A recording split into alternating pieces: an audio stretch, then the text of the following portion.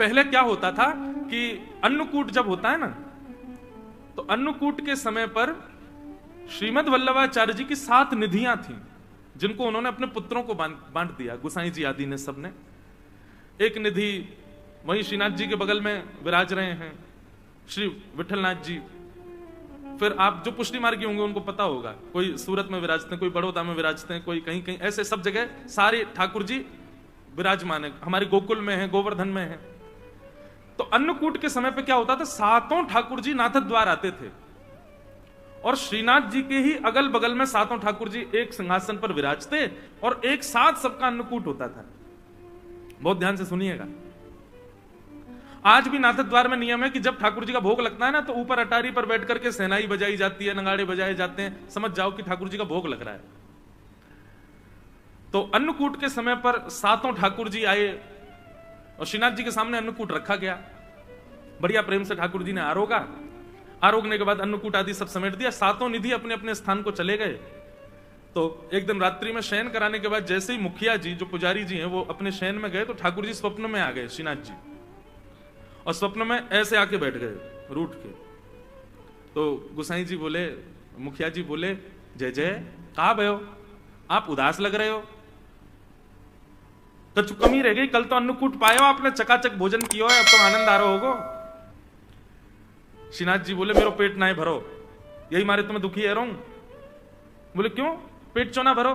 बोले अब इतनी सारी सामग्री सामने रखी, लेकिन वो 7 मेरे बगल में बैठे, एक यहां बैठो, एक वहां बैठो, सबरे इतने सारे बैठे, मुझको तो खावे में संकोच आ रहा, मैं खा रहा हूं तो मुझको यूं लग रही, यूं सोच रहा हूं कैसे खा रहा है, कैसे भर भर के खा रहा है, या हमारे में तो आराम। अब जैसे आप भोजन करो, निश्चित है रेस्टोरेंट में जब जाते हैं भोजन करने तब की स्थिति और घर में जब करते हैं तब की स्थिति अलग होती है।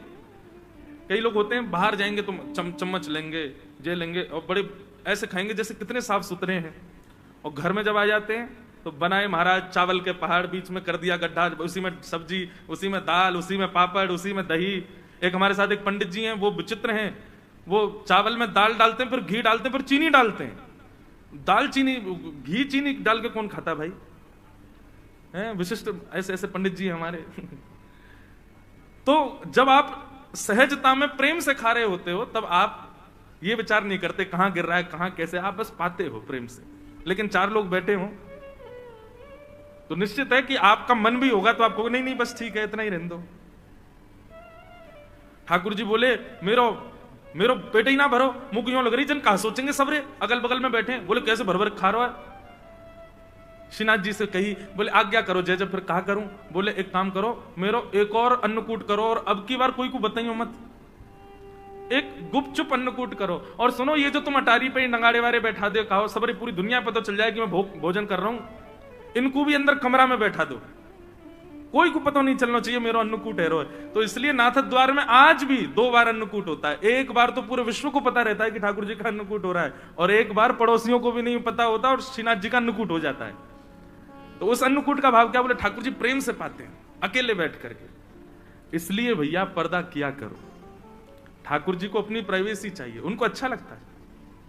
अब हम कथा सुनाने आते हैं, 4 घंटे कोई नहीं जाएगा हमारे लाल जी के कमरे में, तो हमारा भाव क्या रहता है, ठाकुर जी बढ़िया टांग पे टांग धर के पौड़ गए होंगे, बढ़िया डिब्बा, आप सब लोग मिठाई के लाओ तो खोल खोल के देखते होंगे कौन कहा ले क्या आयो, या मैं सजे खा लूं, मधुमंगल श्रीदामा तनसुका मनसुका सब आ जाते होंगे कमरा में, खूब बिस्तर पर कूदते होंगे, तकियान एक दूसरे को मारते होंगे, और जैसे यहाँ आरती होती होगी फिर ऐसे खड़े हो जाते होंगे, हाँ, अब आवे वारो सहज हो जाओ। तो इसलिए ठाकुर जी को थोड़ा एकांत दो, ठाकुर जी को कभी पर्दा करो, कभी ऐसे करो, उसमें ये भाव मत रखो अकेले रह जाएंगे, नहीं, उनको एकांत की स्थिति कभी कभी प्रिय है, लेकिन कभी कभी, रोज नहीं। तो ऐसी बात है भैया, सेवा में सदैव याद रखो जो आपको अच्छा लगता है वो ठाकुर जी को करना नहीं है, ठाकुर जी को जिसमें सुख मिले वो उनको पधराओ, वो उनको प्रदान करो। कई लोग होते हैं हमें तो ऐसे ही अच्छा लगता है, आपके अच्छे लगने के लिए ठाकुर जी हैं क्या? ठाकुर जी को जिसमें रुचि लगे वो ठाकुर जी को निवेदित करो। कथा क्रम में चलें। कल हम आप सब लोगों ने श्रवण किया कि श्रीमद् भागवत की रचना हुई, और श्रीमद् भागवत जी की रचना में प्रधानता पंचम पुरुषार्थ प्रेम की है। वेदव्यास जी ने भागवत की रचना की और वही भागवत की सुंदर गाथा अपने पुत्र श्री सुखदेव जी को अर्पित की। सुखदेव जी ने यह कथा जाकर के परीक्षित को सुनाई। प्रश्न हुआ परीक्षित कौन है? तो यहां से अब महाभारत का थोड़ा प्रसंग आता है कि यदामृधे कौरव संजयाना वीर स्वथो वीर गतिम गतेषु ब्रको दरावे दगदा विमर्श ब्रगनो रुदंडे धृतराष्ट्रपुत्रे। महाभारत का युद्ध अपने, बिल्कुल आप लोग सावधानी से सुनिएगा, अपनी अंतिम स्थिति में चल रहा था। दुर्योधन और भीम के बीच में युद्ध चल रहा था। तभी भीम ने दुर्योधन को मारने के लिए अपनी गदा का प्रहार उसकी जंघा पर किया। नाभि से नीचे प्रहार करना युद्ध में मना है, लेकिन भीम ने जंघा पर प्रहार किया। क्यों? सबको कथा पता है कि दुर्योधन का पूरा अंग जो है ना वो लोहे के समान है, उसको मारा नहीं जा सकता। केवल उसके जंघा का भाग ही है, उसका कटी भाग ही एकमात्र है जो चैतन्य हमारी तरह है। बाकी उसका सर्वांगीण अंग दिखता हमारे जैसा है, लेकिन वो पूरा लोहे का है। क्योंकि गांधारी ने अपने संपूर्ण जीवन के नेत्रों की ऊर्जा अपने पुत्र को देखने के लिए निर्वस्त्र अवस्था में देख लिया था, लेकिन भगवान ने आकर के ऐसी युक्ति की कि दुर्योधन से कहा, अरे निर्वस्त्र जाओगे मां के सामने, कम से कम एक कौपीन तो धारण कर लो। तो केले का पत्ता आगे लगा लिया। जैसे गांधारी ने नेत्र खोल करके देखा, संपूर्ण अंग लोहे का हो गया, लेकिन उसकी जंघा का भाग जो है वो रह गया। गांधारी ने डांटा, बोले ये तू केले का पत्ता लपेट के क्यों आया? बोले मां आपके सामने निर्वस्त्र थोड़ी आऊंगा। वही दुर्योधन के वध का कारण बना। भीम ने अपनी गदा का प्रहार दुर्योधन की जंघा पर किया और जंघा टूटते ही दुर्योधन गिर पड़ा। महाभारत का युद्ध पांडव जीत गए। पांडव अपने विजय का आनंद कर रहे थे। भगवान ने संपूर्ण पांडवों को उत्सव मनाने के लिए कहा कि कल उत्सव मनाएंगे, अभी रात्रि विश्राम करो। लेकिन तभी अर्धरात्रि में दुर्योधन ने गुरुपुत्र अश्वत्थामा को भेज दिया, जाओ सोते हुए पांचों पांडवों को मार दो। यदि हम हस्तिनापुर की गद्दी पर नहीं बैठेंगे तो ये भी नहीं बैठेंगे। सोते हुए पांडवों को मारने के लिए अश्वत्थामा आया, परंतु भगवान पांचों पांडवों को लेकर के कहीं अन्य स्थान पर चले गए और अश्वत्थामा ने द्रौपदी के सोते हुए 5 बालकों को मार दिया। अंधेरे के कारण उसको पता नहीं चला, 5 बालकों को मार दिया और पूरे पांडवों के समाज में उत्सव की जगह मातम बनने लगा। प्रातःकाल होते ही जब द्रौपदी को पता चला कि मेरे पुत्र मार दिए, द्रौपदी ने रुदन करना प्रारंभ किया। उसके उस आर्तनाद को सुनकर के अर्जुन का क्रोध बढ़ गया। अर्जुन कहने लगा, द्रौपदी तुम रोना नहीं, मैं तुमको वचन देता हूं, मैं प्रतिज्ञा लेता हूं, जिसने भी तुम्हारे 5 बालकों को मारा वो कोई भी हो, मैं उसको जीवित नहीं छोड़ूंगा। भगवान ने अर्जुन को समझाया, अर्जुन निर्णय लेने में एक बात का ध्यान सदैव रखो। क्या? क्रोध में कभी भी निर्णय नहीं लेना चाहिए।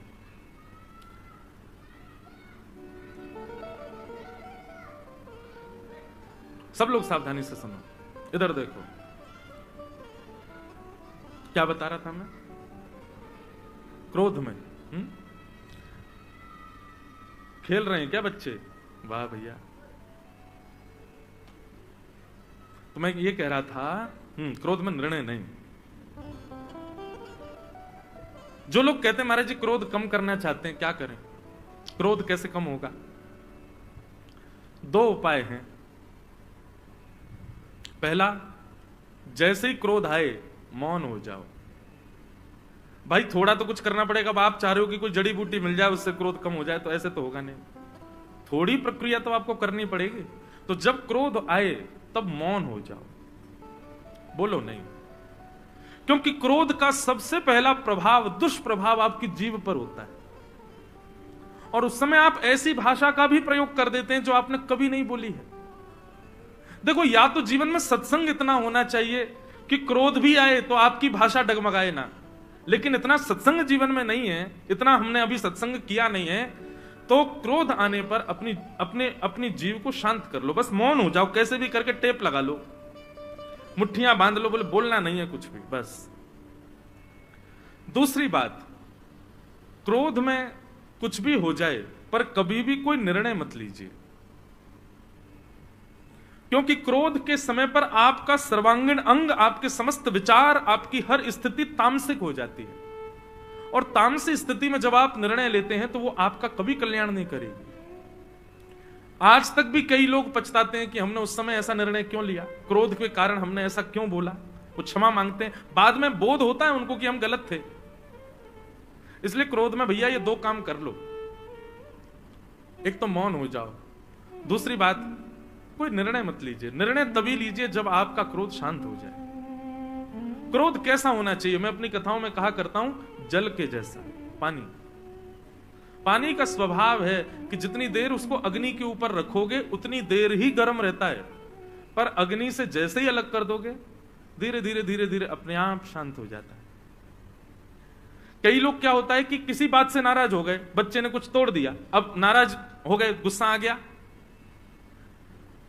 तो जब टूटी हुई वस्तु देखी तो स्वाभाविक है क्रोध आ गया आपको, आपने उस समय थोड़ा उल्टा सीधा कुछ कह दिया या कुछ कर दिया, ठीक है, लेकिन अब वो गिलास साफ कर दिया गया, स्थिति शांत हो गई, बच्चा बेचारा रो लिया, क्षमा मांग ली, सब कर ली, लेकिन अब 3 दिन हो गए, अब गुस्सा ही बैठे हो, उसी बात से ही नाराज बैठे हो, ये क्रोध गलत है। जब स्थिति समाप्त हो जाए तो आपका क्रोध भी समाप्त हो जाना चाहिए। पर जो लोग क्रोध में आकर के वर्षों वर्ष तक क्रोध रहता है, वर्ष तक किसी को क्षमा नहीं करते, वर्ष तक क्रोध में ही रहते हैं, अरे इसने ऐसा किया था मेरे साथ में, ये उचित नहीं है। क्रोध जल के जैसा होना चाहिए, आपका स्वभाव जल के जैसा होना चाहिए। ताप लगी है तो गर्म हो गए, लेकिन ताप से आपको कोई विलक करे तो अपने आप शांत हो जाओ। क्रोध में निर्णय मत लीजिएगा। अर्जुन को भगवान रोकने लगे, अर्जुन निर्णय मत लो, लेकिन अर्जुन नहीं माना।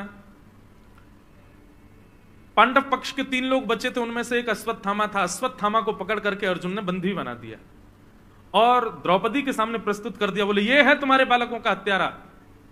अपनी तलवार लेकर के खड़े हो गए अर्जुन और बोले आज्ञा करो द्रौपदी, मैं इसका सर धड़ से अलग करने वाला हूं, तुम्हारी कोई और इच्छा हो तो बताओ, यही है तुम्हारे बालकों का हत्यारा। जैसे ही द्रौपदी ने अश्वत्थामा को देखा, द्रौपदी ने अर्जुन के आगे हाथ जोड़ लिए, बोले अर्जुन इसको मत मारो। क्यों ना मारे? कि उवाच चास हन्तस्य बंधनानयनम सतम